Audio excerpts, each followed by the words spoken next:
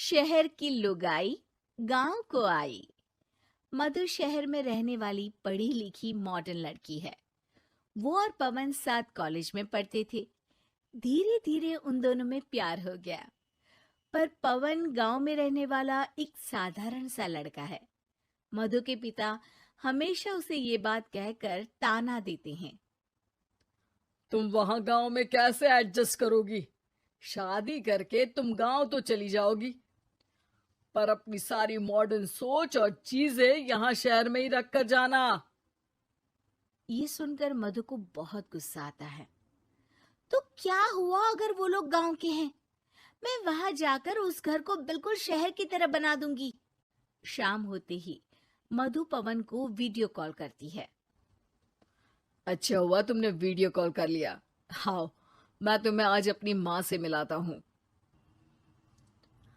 अरे बिट्टू, क्या कर रहा है? ये क्या है? दूर करना इस टुनटुने को। जाने कौन दिख रहा है इसमें तो। अरे माँ, आपकी बहू का वीडियो कॉल है। आप इसमें अपनी बहू से आमने सामने बात कर सकती हैं। नमस्ते माँ जी, कैसी हैं आप? अरे जका, ये बहू ने अपने कानों में क्या लगाया है? जका से झुमके हैं। झुमके नहीं माँ जी, इन्हें ईयरफोन्स कहते हैं। इससे सामने वाले की आवाज और अच्छे से आती है। मैं आपको भी ला कर दूंगी। अरे नहीं नहीं, हमें नहीं ना चाहिए। हमारा कान बिल्कुल ठीक है। हाँ। माँ जी की ये बातें सुनकर मधु को अपने पिता की बातें याद आ जाती है और वो उसी वक्त ये ठान लेती है कि वो अपने ससुराल को एकदम मॉडर्न ससुराल बनाकर रहेगी। कुछ दिन बीत जाते हैं। पवन और मधु की शादी हो चुकी है। आज मधु का अपने ससुराल में पहला दिन है। माँ जी, मैं आपके लिए एक तोहफा लाई हूँ। अरे इतना बड़ा तोहफा! अरे क्या लाई है रे इस बड़े से बक्से में? मधु बॉक्स खोलती है। ये क्या है? ये वैक्यूम क्लीनर है। मैंने आपको झाड़ू लगाते हुए देखा तो सोचा अब आपका काम आसान हो जाएगा। अरे वाह बहू वाह! तूने मुझे झाड़ू लगाते हुए देखा तो तू मेरा हाथ से झाड़ू लेकर खुद भी तो लगा सकती थी ना। पर नहीं, तूने तुझे मशीन लाकर मेरे हाथ में दे दी कि यह काम हमेशा मैं ही करूं। ये आजकल की शहरी छोरियां बिल्कुल नहीं बदलेगी। मधु को मन ही मन गुस्सा आता है, पर फिर भी अपना गुस्सा भूलकर मधु माजी को वैक्यूम क्लीनर इस्तेमाल करना सिखाती है। अगले दिन मधु सुबह उठती है तो ये आंगन में से कैसी आवाजें आ रही हैं?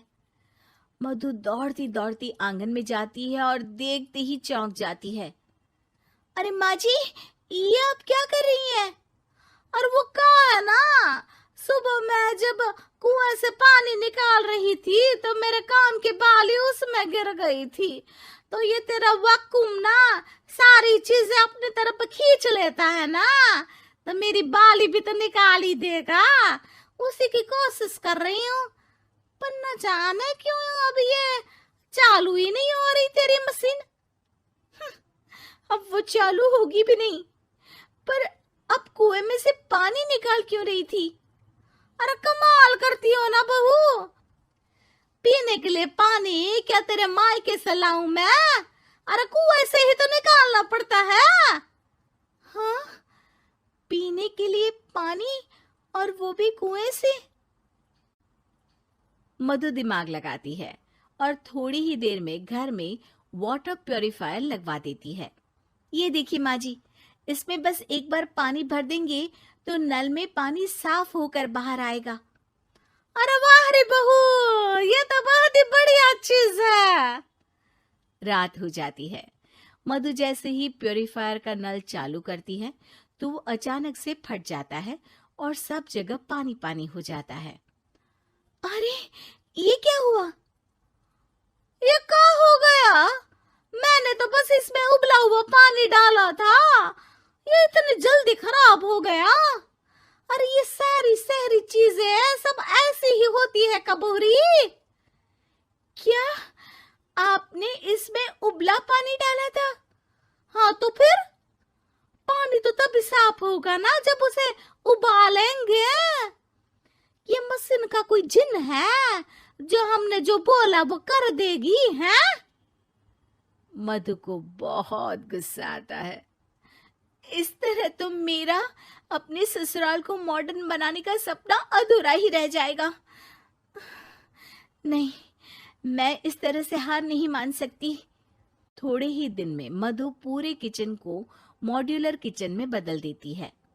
अरे वाह बहुआ, इतनी सारी अलमारियां!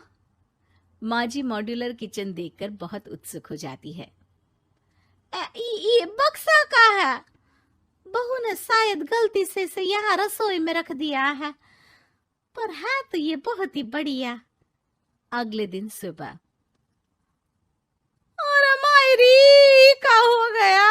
मैं तो बर्बाद हो गई, मेरी सारी पूंजी जलकर राख हो गई। हे राम, अब मैं क्या करूं?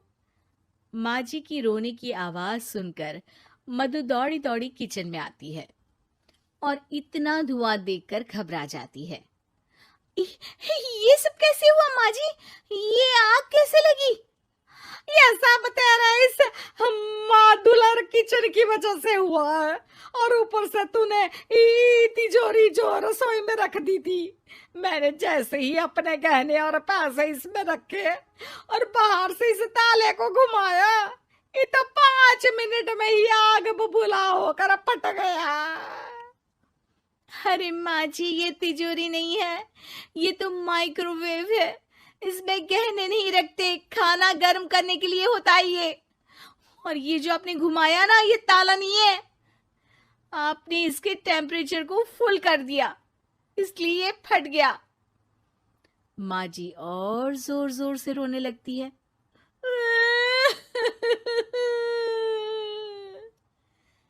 मधु सर पीट लेती है और कसम खाती है कि अब ससुराल को मॉडर्न बनाने की कोई कोशिश नहीं करेगी। मुझे माफ कर दीजिए माँ जी, आप जैसी हैं वैसी ही ठीक है।